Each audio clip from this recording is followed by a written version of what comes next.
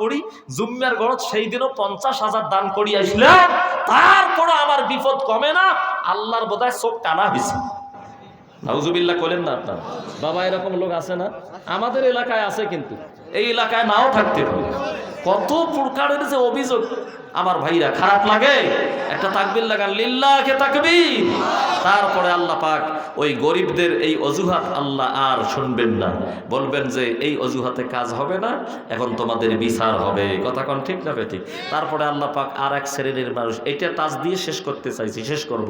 আল্লাহ বলছেন যে তোমাদের খবর কি? এই লোকগুলো বলবে, আল্লাহ দুনিয়াতে আমাদের একটা অবস্থা ছিল, সেটা হলো আমাদের রাগ ছিল, খুব রাগ। আল্লাহ এমন রাগ ছিল না, আমি চাকরি করবার গেছিলাম, ওই চাকরির কোনো কলিকের সাথে আমার বলতো না, খালি কাজিয়া, খালি ঝগড়া, এরপরে খালি মারামারি কাটাকাটি, পরে চাকরি ছাড়ি দিয়ে বাড়িতে আসছি।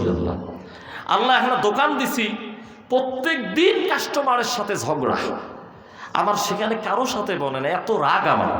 তারপরে জুম্মার ঘরও ঠিক মতো যে নামাজ পড়বে যাবো আল্লাহ, সেটাও পাই না। ওই নামাজের মধ্যে গেলেও মুসল্লির সাথে কথা কাটাকাটি হয়, এক পর্যায়ে হাতাহাতি, তারপরে মুসল্লি মারামারি করতে করতে মুসল্লি মারামারি করি, মসজিদে মানুষ মরছে, এইরকম খবরও দুনিয়াতে পাওয়া গেছে। কথা কোন ঠিক না বেঠিক?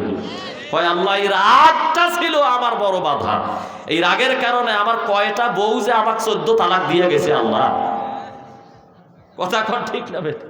কয় আল্লাহ আমার 10টা বেটা ছিল, একটা বেটার বউয়ের সাথেও আমি মিলে থাকতে পারি না, সবাই জুদে। মানে রাগ, এত রাগ আমার। আল্লাহ বলবে তোমার এত রাগ, ঠিক আছে। আল্লাহ রাব্বুল আলামিন নিমিষের মধ্যে হযরতে মূসা নবীকে হাজির করবেন। তামাম দুনিয়ার সমস্ত রাগ যদি এক জায়গায় রাখা হয়, মূসা পয়গম্বর একাকে আল্লাহ যত রাগ দিছেন, ওই রাগ যদি আর এখন পাল্লার মধ্যে রাখা যায়, তাহলে ওই পাল্লাটাই কি হয়ে যাবে ভাইজান? এগুলা কেতাবের কথা, আপনারা কেচ্চা মনে করিয়েন না, কেতাবের কথা। আল্লাহু আকবার বলেন। মূসা নবীর এত রাগ ছিল, তাফসীরের কেতাবে এসেছে, তিনি যখন পাগড়ি পরতেন আর যখন তার রাগ উঠতো, মাথা গরম হয়ে যাইত, তখন পাগড়ির ফাঁক দিয়ে ধুমিয়া বাইরে হইতো। ধুমিয়া বোঝেন তো? ধুমিয়া। এত রাগ মূসা নবী একদিন বসিয়েছেন, আজরাইল আসছে। বুখারীর হাদিস। কিসের হাদিস? ওলামায়ে কেরাম আছে, জিজ্ঞেস করে দেখেন। আজরাইল আসি কয়, হুজুর আল্লাহর হুকুমে আসছি, আপনার রুহু নিয়ে যাব। মূসা নবী কয়, জরুরি কাজে ব্যস্ত আছি, কথা বাড়াইও না, পরে আইসো। সুবহানাল্লাহ কইলেন না? আজরাইল কে কইছে? আজরাইল কয়, জীবনে কারো দরবার থেকে এইভাবে ফেরত যাওয়া লাগে না। এখন তো ইনি তো মূসা নবী, ইনার ব্যাপারে তো আমি কিছু শুনছি না, যাওয়াই লাগবে আমার। কথা কোন ঠিক না? ফেরত গেছে। আবার পরবর্তীতে আসছে, মূসা নবীকে বলছে, হুজুর আল্লাহ হুকুম করছে, কি বলেন, আপনার রুহু নিয়ে যাবেন। তো এবারে মূসা নবী বলছে, আচ্ছা রুহুটা তো আল্লাহ এই বুকের খাঁচার ভিতরে বিশেষ হুকুমের মাধ্যমে আবদ্ধ করে রাখছে, এখন রুহুটা তুমি যে বাইর করবা, কোন রাস্তা দিয়ে বাইর করতে চাও? এবারে আজরাইল কয়, কেন হুজুর, আপনার মুখ দিয়ে বাইর করে আমি আজরাইলের হাতের মুঠোয় করে এই রুহুটা নিয়ে আমি আল্লাহর দরবারে জমা দিয়ে দিব, কত দিলাম এইরকম, আপনার মুখ দিয়ে বাইর করব। মূসা কয়, হবে না, কেননা এই মুখ দিয়ে আল্লাহর পবিত্র নামের জিকির করি, এই মুখ দিয়ে আমার উপর অবতীর্ণকৃত তাওরাত তেলাওয়াত করি, তাওরাতের তাফসীর মানুষকে শোনাই। সুবহানাল্লাহ কোন সবাই? যে মুখ দিয়ে তাওরাত পড়ি, তাওরাতের তাফসীর করি, আল্লাহর পবিত্র নামের বর্ণনা করি, ওই মুখ দিয়ে বাইর করতে দিব না, অন্য কোনো রাস্তা থাকলে বলো। আজরাইল কয়, হুজুর মুখ দিয়ে যদি না দেন, তাহলে যে হাত আছে না, হাতের এই যে ফাঁকগুলো, এই যে ফাঁক আঙ্গুলের, এই ফাঁকগুলো দিয়ে আমার বিশেষ ক্ষমতা আল্লাহ দিয়েছে, সেটা আমি এর ভিতর দিয়ে রুহুটা বাইর করে নিয়ে চলে যাব। মূসা নবী কয়, হবে না। কেন হবে না? যে এই হাত দিয়ে আমি মজেজার লাঠি ধরছি, এই হাত দিয়ে মজেজার লাঠি ধরছি। আরো কি করছি জানো? যে ফেরাউন 18 লক্ষ কাফের বাহিনী নিয়ে বনি ইসরায়েলদেরকে তাড়া করছিল মিশরে, আমি এই 18 লক্ষ বনি ইসরায়েলকে নিয়ে আমি যখন সিরিয়ার দিকে রওনা হয়ে গেলাম, ফেরাউনের 18 লক্ষ বাহিনী পিছনে, আমিও 18 লক্ষ বনি ইসরায়েল নিয়ে যাইতেছি। যাইতে যাইতে হঠাৎ করে দেখি সামনে লোহিত সাগর, দুই দিকে উঁচু উঁচু বিরাট বিরাট পাহাড়, আর পেছনে খুব কাছাকাছি ফেরাউন বাহিনী, কাফের বাহিনী চলে আসছে। এখন আমি মুসা কি করি? আল্লাহ নির্দেশ দিলেন, মুসা তোমার হাতের লাঠি দ্বারা তুমি লোহিত সাগরের পানির মধ্যে একটা মাত্র আঘাত করে দাও। আঘাত করা তোমার কাজ। এই সমুদ্রের মাছ দিয়া 12টা রাস্তা বানায় দেওয়া আমি আল্লাহর কাজ। সুবহানাল্লাহ। আমি লাঠি দিয়ে সমুদ্রের পানিতে আঘাত করলাম, রাস্তা হলো, আমরা চলে গেলাম। পার হওয়ার পরে পিছনে ফিরে দেখি ফেরাউন বাহিনী নদীর কাছাকাছি কিনারে চলে আসছে। রাস্তা কিন্তু ওই অবস্থায় আছে। আমি আল্লাহকে বললাম, আল্লাহ আপনি যদি অনুমতি দেন তাহলে আমি আবার এই লাঠি দ্বারা এই পানিতে আঘাত করি, রাস্তা বিলীন হয়ে যাক, আগের মতো সমুদ্র হয়ে যাক। কিন্তু আল্লাহ বললেন, মুসা আমার মহাপরিকল্পনা আছে। তুমি যদি এখন এই রাস্তা নষ্ট করে দাও তাহলে আমার মহাপরিকল্পনা বাস্তবায়ন হবে না। সুবহানাল্লাহ। কোন সময় ভাইজান কিছুদিন আগে আল্লাহর মহাপরিকল্পনা দেখছেন তো আপনারা? আমরা তো অনেকেই ধরি নিয়েছিলাম যে যতদিন মরে নাই ততদিন আর জুলুম তন্ত্র থাকি বাইর হওয়ার আমাদের কোনো বুদ্ধি নাই। কথা কন না কেন? ঠিক না বেঠিক? কিন্তু আল্লাহর মহাপরিকল্পনা আল্লাহ এমন ভাবে বাস্তবায়ন করলেন, ভাইজান ভাত চাইটাও খায়া যাইতে পারে নাই। সময় দেওয়া হয়েছে, এই সময়ের মধ্যে বের না হলে জনসমুদ্র যেভাবে আসতেছে আপনার রক্তকে কুকুরকে খাওয়ানো হবে। কথা কোন ঠিক না বেঠিক? নয়া শাড়ি কোটাই আছে, শাড়ি কোটাই গয়না পাতি নেওয়ার টাইম নাই, বুড়িয়া শাড়ি পিন্দি দৌড়। আল্লাহ কি না করতে পারে? একটা তাকবীর লাগান, লিল্লাহে তাকবীর। আল্লাহ কয়, মুসা তোমার বনি ইসরাইল নিয়ে তুমি চলে যাও, ওদেরকে আসতে দাও, মাছ সমুদ্রতে আসুক, তারপরে আমি আল্লাহর খেলা শুরু হবে। এই ফেরাউন বাহিনী মনে করলো ওর বাপদাদার 14 গোষ্ঠী রাস্তা বানাইতেছে। কি রাস্তা রে? এই রাস্তা দিয়ে যখন একেবারে পার হওয়া শুরু হয়েছে, মধ্য রাস্তায় যখন গেছে, মধ্য মাছ সমুদ্রে, তখন রাস্তা আগের মতো পানি হয়ে গেছে। এই ফেরাউন খালি চুপগেনি খায়, একবার পানির নিচে, একবার পানির উপরে, আর কয় আল্লাহ আল্লাহ মাফ করে দাও, আল্লাহ আর ভুল করবেন নয়, আল্লাহ তোমার উপরে ঈমান আনলাম। আল্লাহ কোন আল্লাহ? আমি তো ভুল করতেছি না। আল্লাহ ওই মুসা নবী যেই আল্লাহর উপরে ঈমান আনছে ওই আল্লাহর উপর আমি ঈমান আনলাম। মানে আল্লাহ বোধহয় ব্যাখ্যা বোঝে না, এই ব্যাখ্যা করবে না, চুপগেনি খায় আর ব্যাখ্যা করে। নাউজুবিল্লাহ কোন সবাই? এটা তাকবীর লাগান, লিল্লাহে তাকবীর। হযরতে মুসা আলাইহিস সালাম বলছেন, যেই হাত দিয়া আমি মোজেজার লাঠি ধরেছি ওই পবিত্র হাত দিয়ে আমি রূহ বের করতে দেব না। তোমার যদি অন্য কোনো রাস্তা থাকে তাহলে তুমি সেইটা বলো। এইবার আজরাইল কি বলছে জানেন? কেতাবের কথা, বুখারীর হাদিস। আজরাইল তখন বলছে যে হুজুর তাহলে আপনার এই ঠ্যাং দিয়া বাইর করবো পাওয়ের আঙ্গুলের ভাগ দিয়া। মুসা নবী কয় পাও দিয়েও হবে না, কেননা পাও দিয়ে হাঁটি হাঁটি করে তুর পাহাড়ে গেলাম, সেখানে 30 দিন থাকলাম। আল্লাহ কয় যে আরো 10 দিন থাকি, 40 দিন সই করো, তারপরে আমি কেতাব দেব, নিয়ে কওমের কাছে যাবে, তাওরাত কেতাব। আমি 40 দিন তুর পাহাড়ে থাকলাম, তারপরে তাওরাত কেতাব আমি নিয়ে এই পা ব্যবহার করে আবার হাঁটি হাঁটি পা পা করে আমি এই আমার কওমের কাছে আসছি। যেই পা ব্যবহার করে তুর পাহাড়ে গেছি ওই পা দিয়ে আমি রুহু বাইর করতে। আজরাইলের এবার বিশেষ রাগ উঠে গেছে। আজরাইলের রাগ কেমন উঠছে জানেন? আজরাইল কয়, হ্যাঁ আপনি মুখ দিয়েও বাইর করবে দিবেন না, তারপরে আপনি হাত দিয়েও দিবেন না, তারপরে আপনি পাও দিয়েও দিবেন না, আমার যেই দিক দিয়ে ইচ্ছে ওই দিক দিয়ে বের করে নিয়ে যাব। আজরাইল যখন করছে আমার, মানে আমি তো অহংকার চলে আসছে আজরাইলের। আল্লাহ ছাড়া কথা আর কি, কথা কোন ঠিক না বেঠিক? মানে আজরাইলকে বলা লাগতো যে হুজুর আপনি মুখ দিয়ে দিবেন না, হাত দিয়ে দিবেন না, পাও দিয়ে দিবেন না, আমি আল্লাহর হুকুমে আসছি। আল্লাহ আমাকে যেই দিক দিয়ে আপনার রুহু বের করার জন্য হুকুম দেবে ওই দিক দিয়ে আমি রুহু বের করে নিয়ে যাব। কথাটা এইভাবে না কয়া সে বলছে যে আমার যেই দিক দিয়ে ইচ্ছা আমি ওই দিক দিয়ে বের করে নিয়ে যাব। কিছু কিছু মানুষ আছে না যে মসজিদের আর মাদ্রাসার যদি সভাপতি হয়, মুইন কি হনুরে, একেবারে মসজিদের যত কাজ, ওই বিয়েই যখন আসছে বাড়িতে, বিয়ে ডাকে আনিয়া কই বিয়েই এই ছাদটা করে দিলাম, গেটটা করে দিলাম, ওয়ালটা করে দিলাম, তারপরে ওই যে সামনের ওই যে ওয়ালটার কাজ ধরেছি ওটা করতেছি। আমার ভাইরা মানে সব নিজের দিকে, মানে ওই একলাই করে দিছি, আর হাতি বান্দার কেউ সাহায্য করে নাই সেখানে। কথা কর না কেন? আপনাদের এলাকায় নাও থাকতে পারে, আমার এলাকায় আছে। আজকে আমার মাইক্রোতে চলেন, আমি দেখে দেবো কালকে লোকটা। আমার ভাইরা, মানে আবেগ তো আল্লাহ পছন্দ করেন না।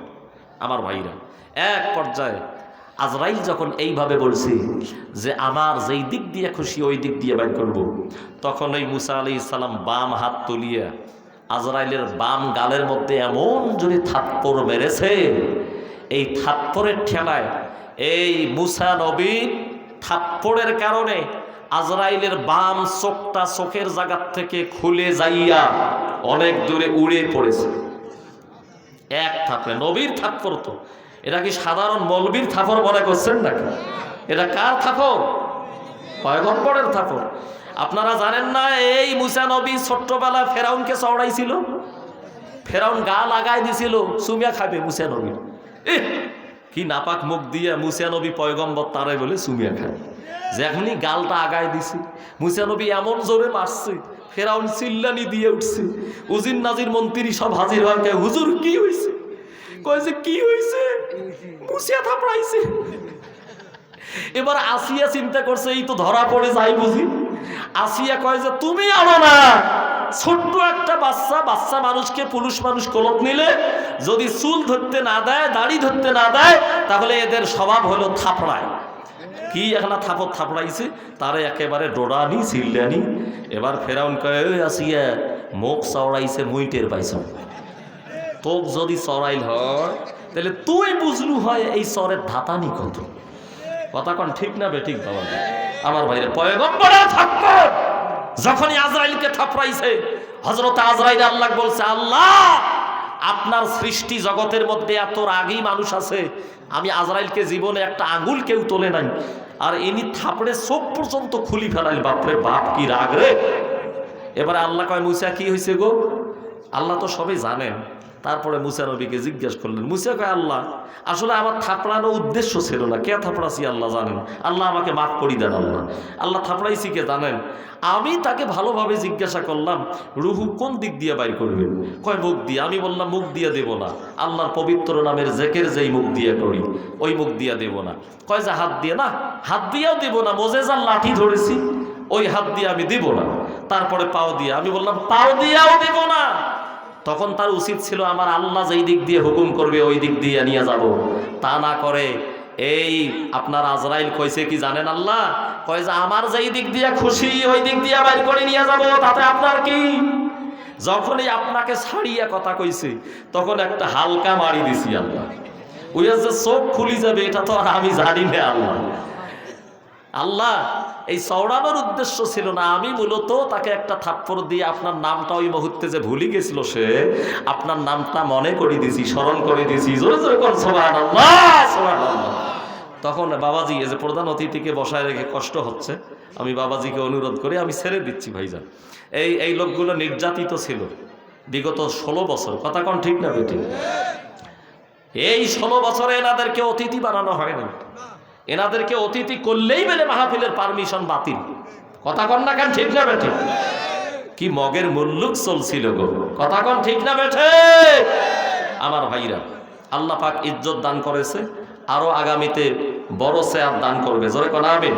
আমার ভাইরা, এক পর্যায়ে আল্লাহ মুসা নবীকে বলবে, মুসা দুনিয়াতে তোমার এত রাগ থাকার পরও তুমি কি আমি আল্লাহকে এক মুহূর্তের জন্য ভুলেছিলে? হযরতে মুসা নবী চোখের পানি ছেড়ে দিয়ে কাঁদবেন, বলবেন আল্লাহ এক সেকেন্ডের জন্যও আমি মুসা রাগ আমার বাধা হয়ে দাঁড়ায় নাই, রাগ আমার প্রতিবন্ধকতা সৃষ্টি করে নাই। এক সেকেন্ডের জন্যও, এক মুহূর্তের জন্যও আমি মুসা দুনিয়াতে আপনি আল্লাহর স্মরণ থেকে গাফেল ছিলাম না। সুবহানাল্লাহ বলে। তখন আল্লাহ রাব্বুল আলামিন এই রাগীদের এই অজুহাত নাকচ করে দেবেন যে তোমাদের চাইতে বেশি রাগী ছিল, সেও আমি আল্লাহকে 100% মানি আসছে, তুমি তো দোহাই দিচ্ছ, আজকে রাগ তোমার বাধা সৃষ্টি করছে, যাও আজকে অজুহাত কাজে লাগবে না। তারপরে আল্লাহ রাব্বুল আলামিন তামাম হাসরের মানুষগুলোকে 4 ভাগে ভাগ করবেন। 1 ভাগ বিনা হিসাবে জান্নাতি, 1 ভাগ বিনা হিসাবে জাহান্নামী, 1 ভাগের হিসাব হবে কিন্তু আল্লাহ দয়া করে হিসাব সহজ করে জান্নাতে দিবেন, আর 1 ভাগের হিসাব নেবেন, হিসাব কঠিন, তারাও পরবর্তীতে জাহান্নামে যাবে। ভাইজান, তাহলে 4 দলের মধ্যে 2 দল জান্নাতি, 2 দল জাহান্নামী। প্রথম দল জান্নাতি আর 3 নম্বরের দল জান্নাতি, দ্বিতীয় দল জাহান্নামী আর 4 নম্বরের দল জাহান্নামী। আমার বন্ধুগণ, এইবারে 3 নম্বরের দল, যেই মানুষগুলোর হিসাব হবে ঠিক কিন্তু হিসাব আল্লাহ সহজ করে, এদেরকে আল্লাহ পার করে দিবেন। তারা হলো আমাদের মতো কিছু, এই গোনাও করেছি, নেকিও করেছি, মাঝে মাঝে নামাজও পড়েছি, মাঝে মাঝে নামাজ ছাড়িয়েও দিছি, শয়তানের ধোকায় পড়ি, কথা কোন ঠিক না বেটি? তখন আমাদের হিসাব নেবে আল্লাহ, ফেরেশতাদেরকে বলবে এদের গোনার নেকিগুলো ওজন করো। যখন এই মিজানের মধ্যে এই যে নেকি আর গোনা আমার ভাইরা ওজন করা হবে, তখন দেখা যাবে গোনার পাল্লা অল্প একটু ভারী, নেকির পাল্লাটা আমাদের অল্প একটু কম হয়ে গেছে। তখন আল্লাহ ফেরেশতাদেরকে কুদরতি ইশারা করবেন যে এই বান্দাগুলো যদিও তাদের গোনার পাল্লা একটু ভারী, নেকির পাল্লা অল্প একটু কম, কিন্তু তারপরও এদের কলিজার মধ্যে 100 ভাগ কোরআনের মহব্বত ছিল, আমার রাসূলের মহব্বত ছিল। এই ফেরেশতারা এদেরকে জাহান্নাম নয়, তোমরা দেখো দুনিয়াতে এরা যত ঢিলা কুলুপ ব্যবহার করেছিল, ওই ঢিলা কুলুপগুলো কোথায়, সেগুলো সংগ্রহ করে এনে এদের নেকির পাল্লায় তুলে দিয়ে নেকির পাল্লা ভারী করার ব্যবস্থা করে তাদেরকে জান্নাতে পাঠিয়ে দাও। কিছু লোক এইভাবে পার হয়ে যাবে। তারপরে কিছু মানুষ আছে তাদের গোনার পাল্লাটা একটু বেশি ভারী হবে, নেকির পাল্লাটা একটু বেশি হালকা হবে। তখন আল্লাহর বান্দা, মানে আমরা আর কি, আমাদের মার্কা মানুষ, আমরা পেরেশানিতে পড়ে যাব। আজকে অধ্যক্ষ হুজুর, প্রধান অতিথি হুজুর, আমিও হইতে পারি, আমরা পেরেশানিতে পড়ে যাব। তখন আল্লাহ রব্বুল আলামিন কুদরতের ইশারায় একটা কাজ করাবেন। তাফসিরে মাযহারি খুলে দেখবেন আমার ভাইরা, আল্লাহর রহমতের দরিয়ার উপরে এক ধরনের কালো মেঘ আল্লাহ সেই দিন সৃষ্টি করবেন। জয় করুন সুবহানাল্লাহ।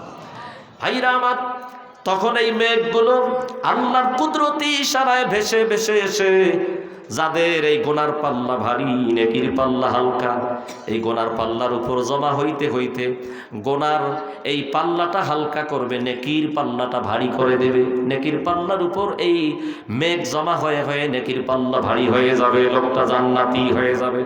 কিন্তু লোকটা জান্নাতে যেতে চাইবে না। ফেরেশতাদেরকে বলবে, ও ফেরেশতারা, এইটা কি গো, আমি তো জাহান্নামী ছিলাম, নিজেই দেখলাম, কিন্তু এই যে কালো মেঘ কোথার থেকে ভেসে ভেসে আসলো, এই মেঘ আমার নেকির পাল্লায় কিভাবে জমা হইলো, আমি তো তেলেসমাতিটা বুঝতে পারলাম না, আল্লাহর কুদরত বুঝলাম না। তখন আল্লাহর ফেরেশতারা বলবে, আল্লাহর বান্দা, আল্লাহ হলেন রহিম, আল্লাহ হলেন রহমান, আল্লাহ চান না যে তোমার মতো কলিজায় আল্লাহর মহব্বত ধারণকারী, রাসূলের মহব্বত ধারণকারী একজন বান্দাকে গোনার কারণে জাহান্নামে দেবে। আল্লাহ এটা চান না। এ বান্দা, তখন আল্লাহ কি করলেন জানো? ওই যে তুমি, ওই যে হাতিবান্ধা আলিম মাদ্রাসার পাশে নুরানি একাডেমি, ওই মাদ্রাসার তাফসীর মাহফিল শুনতে গিয়া ওই থাকার বাচ্চারা তারা হাফিজি পড়ে, কোরআন শেখে, তারা সুন্দর মাসলা মাসাইল শেখে। ওই বাচ্চাদের প্রতিষ্ঠানের উন্নয়নের জন্য তুমি কিছু দান করেছিলে রে বান্দা। আল্লাহ পাক আজকে ওইটা সংরক্ষণ করে সেটা রহমতের দরিয়ার উপর কালো মেঘ বানাইয়া ওই মেঘটা তোমার নেকির পাল্লার উপর জমা করে দিয়া তোমাকে আজকে জান্নাতি বানায়া দিয়েছে। ভাইজান, সেদিন কিন্তু আজকে যদি আপনারা কিছু সহযোগিতা করেন, এই বাচ্চাগুলো কোরআন শিখতেছে, হাদিস শিখতেছে। আমার ভাইরা, এখনকার শিক্ষা ব্যবস্থা নাস্তিক্য শিক্ষা ব্যবস্থা, সংস্কার অবশ্য শুরু হয়ে গেছে, কিন্তু মুসলমান এই 16 বছরে তারা যে ষড়যন্ত্র করেছিল এই শিক্ষা ব্যবস্থাকে ধ্বংস করার পায়ে তারা করেছিল। কথা বলেন ঠিক না বেঠিক? আমরা যে ছোট্টবেলায় শিক্ষা গ্রহণ করেছি, কত সুন্দর সুন্দর কবিতা, আমার দিক তাকান, শরীয়তে অজু, অজু করো, নামাজ পড়ো, অলস হলে দুঃখ বড়। শরিয়াতে আজান, আজান হলে জুমায় যায়, আল্লাহ ছাড়া মাবুদ নাই। ঠিক না ঠিক? ঝতে ঝগড়া ফাসাদ বাড়াবাড়ি, ধ্বংস হয় তাড়াতাড়ি। ওতে ঔষধ খাও, অসুখ হলে আল্লাহ শাফি কাফি বলে।